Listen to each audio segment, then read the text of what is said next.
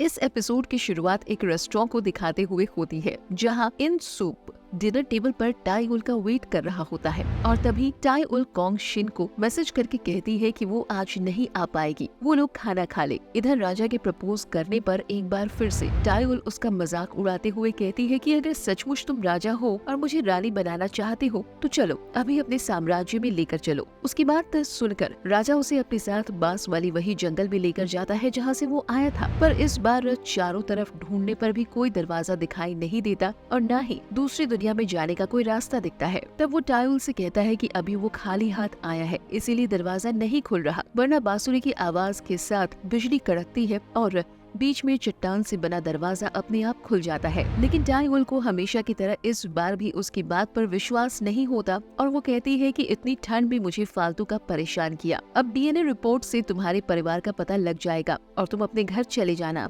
जिस पर राजा कहता है कि डीएनए की रिपोर्ट किसी से मैच हो भी गई तो भी वो मेरे परिवार का नहीं होगा, क्योंकि मेरे माँ बाप मेरी आंखों के सामने मर गए और राजा बनने के बाद सबसे पहले मुझे उनका शोक मनाना पड़ा। ये सुनकर टाई उल थोड़ी इमोशनल हो जाती है और तब राजा अपना कोट उतार कर उसे पहना देता है ताकि उसे ठंड न लगे। इधर कॉन्ग शिन टाई उल के घर के बाहर खड़ा उसका वेट करता है और वहाँ से सीन पास्ट में चला जाता है जहाँ टाई उल किंग शिन को कराटे सिखा रही होती है। बीते समय को याद करके किंग शिन मुस्कुराने लगता है। नेक्स्ट सीन में दाई माँ योंग शंग को शाही महल में जॉब दे देती है और उसके जिम्मे सोशल मीडिया पर पोस्ट करने का काम आता है। नेक्स्ट सीन में प्राइम मिनिस्टर कैबिनेट की बैठक बुला लेते हैं जिसमें सभी मेंबर सैलरी बढ़ाने की मांग करते हैं, लेकिन वो उनकी डिमांड को रद्द कर देते हैं। इस बात से सब लोग नाराज हो जाते हैं। तब वो उन्हें कहते हैं कि हमारी पार्टी अगर कम सैलरी पर काम करेगी तो लोगों का विश्वास हम पर बढ़ा रहेगा और हम उनके लिए ये कुर्बानी दे रहे हैं, इसीलिए आइंदा से कोई सैलरी बढ़ाने की बात न करे वरना अच्छा नहीं होगा। ये कहकर वो चली जाती है। इस बीच पुलिस स्टेशन में टाई उल और उसकी टीम उसी मर्डर केस के बारे में डिस्कस कर रहे होते हैं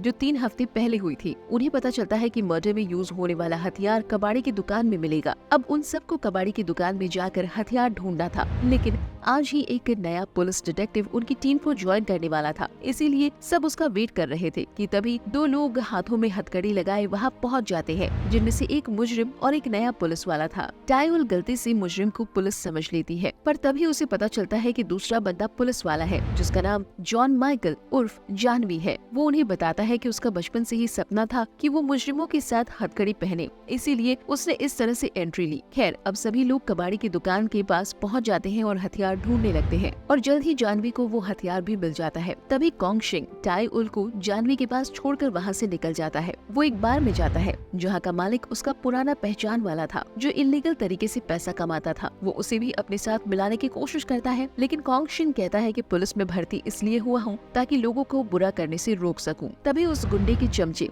बीच में दखल अंदाजी करने लगते हैं। तब कॉन्ग शिन उनको धमकाते हुए कहता है कि अगली बार वो उसकी दुकान पर रेड मारेगा और उन्हें कानून के हवाले कर देगा। यहाँ से सीन पास्ट में चला जाता है जहाँ उसे बच्चों को टाइकोंडो सिखाते हुए दिखाया जाता है, जहाँ बच्चे काफी शोर मचा रहे थे और जैसे ही वो उन्हें डांटते हुए चुप कराने की कोशिश करता है, बच्चे रोने लगते हैं। इसके बाद मास्टर यानी टाई उल के पिता उसे बच्चों को ट्रेनिंग देने से मना कर देते हैं और कहते हैं इसके बजाय वो बुरे लोगों को गलत काम करने से रोके तो अच्छा है। तभी कॉन्ग शिन की नजर टेबल पर रखे पुलिस परीक्षा की तैयारी करने वाले बुक पर पड़ती है और वो समझ जाता है कि उसे क्या करना है। नेक्स्ट सीन में दाई माँ को पूरे रॉयल स्टाफ के साथ बैठा हुआ दिखाया जाता है। उनमें से एक बंदा कहता है कि राजा साहब के इतने दिन गायब रहने की वजह से लोग उनकी बीमार होने की अफवाह उड़ा रहे हैं, जिस पर दाई माँ कहती है कि राजा साहब ने खुद को लाइब्रेरी में ऐसा बंद कर लिया है कि न वो खुद बाहर आते हैं और न किसी को अंदर आने देते हैं। तभी शोंग योंग लोगों का ध्यान भटकाने के लिए एक आइडिया देती है। वो जेयोंग से फोन लेकर राजा साहब के साथ उसकी एक फोटो मांग लेती है, फिर उसे सोशल मीडिया पर पोस्ट कर देती है जिसमें ढेर सारे कमेंट्स आने लगते हैं और फिलहाल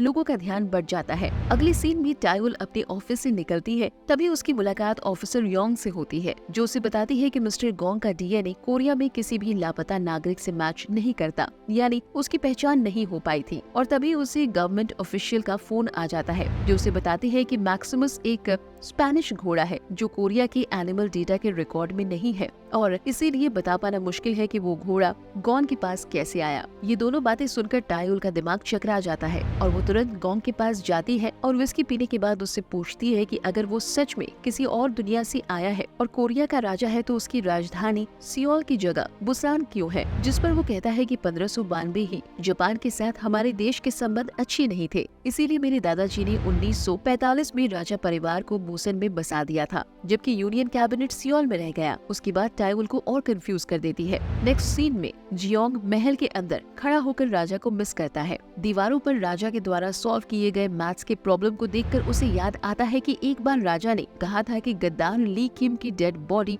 और उसका डीएनए मैच करने के बावजूद उसे यकीन है कि वो डेड बॉडी ली किम की नहीं थी, बल्कि उसने जानबूझकर किसी और की डेड बॉडी को समुद्र किनारे फेंका होगा ताकि लोग उसे मरा हुआ समझकर उसकी खोजबीन करना छोड़ दें। नेक्स्ट सीन में प्राइम मिनिस्टर गुओन अपनी माँ से मिलने उनके घर आती है, जो एक रेस्टोरेंट चलाती है। वहाँ उसकी नजर एक स्टिक पर पड़ती है, जिसे देखकर वो उनसे पूछने लगती है कि ये किसका है, जिस पर उसकी माँ कहती है कि ये किसी कस्टमर का है जो गलती से यही छोड़ गया है। और उसी लम्हे उस स्टिक के मालिक किम ली को एक बुक स्टोर में दिखाया जाता है, जहाँ वो एक बुक को खोलकर देखता है और शॉप के ओनर से बात करके वहाँ से निकल जाता है। और थोड़ी ही दूर पर उसे अपनी वफादार साथी मिलती है, जिसका हाल पूछकर वो आगे बढ़ जाता है। नेक्स्ट सीन में टायुल अपनी कार में कहीं जा रही होती है कि अचानक उसकी कार बंद हो जाती है, तो वो उसे साइड में पार्क करके अपने घर फोन लगाती है, पर फोन राजा गोंग उठा लेता है, जो उस समय उसके घर पर आया हुआ था। वो उसे वेट करने के लिए कहता है और खुद उसकी हेल्प करने के लिए पहुंच जाता है।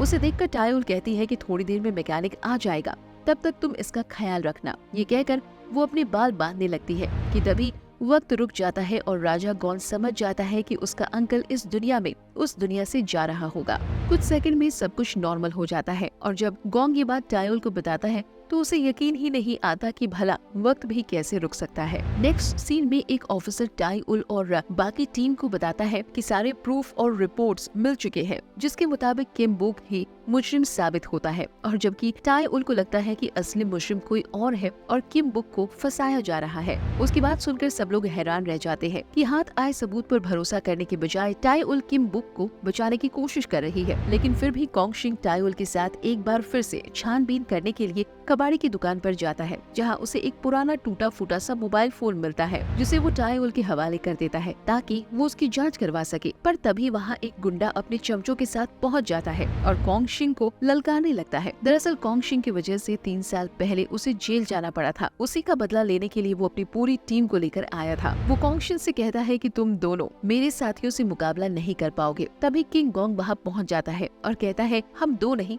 3 है। गुंडों को लगता है कि वो भी उनके साथ फाइट करेगा, पर किंग गॉन ऑडियंस की तरह उनके बीच होने वाली फाइट को एंजॉय करने लगता है। पर जैसे ही वो देखता है कि गुंडे टायुल और कोंगशिन पर भारी पड़ने लगते हैं, तो वो उनकी हेल्प करने के लिए बीच में कूद जाता है और थोड़ी ही देर में सभी गुंडों को मारकर ढेर कर देता है। उसकी बहादुरी से इम्प्रेस होने और उसे थैंक्स कहने के बजाय टायुल उसे डांटने लगती है कि वो क्यों बीच में कूदा। तभी कोंगशिन खाना लेकर आता है और खाने के पैकेट में एक आइसक्रीम देखकर टायुल नाराज होती है कि हम 2 लोग हैं और आइसक्रीम 1, जिस पर किंग गोंग कहता है कि हम 2 नहीं 3 लोग हैं, लेकिन वो दोनों उसे इग्नोर कर देते हैं। फिर एक रेस्टोरेंट में खाना खाने के बाद जब टायुल अपने काम पर जाने लगती है, तब किंग गोंग उसे रोककर पूछता है कि क्या आप आज भी लेट आएंगी, जिस पर वो कहती है हाँ। तब गोंग उसे बताता है कि आज रात वो वापस अपनी दुनिया में जाने वाला है, इसीलिए वो उसे आखिरी बार बाय कहना चाहता है। तब टायुल उसे बेरुखी से बाय कहकर वहाँ से चली जाती है। इसके बाद कोंगशिन किंग जॉन को अपनी कार से उसके घोड़े मैक्सिमस के पास ड्रॉप कर देता है।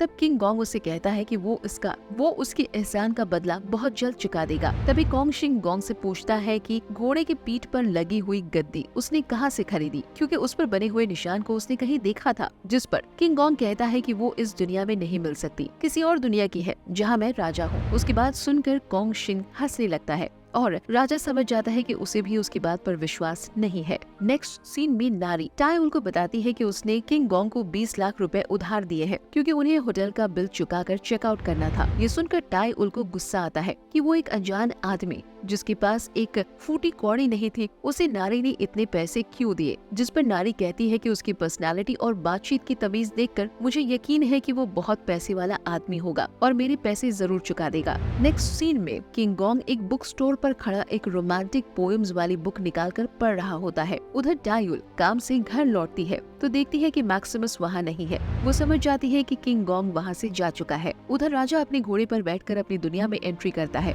और इधर टाईउल को अपनी दुनिया सूनी सूनी महसूस होने लगती है।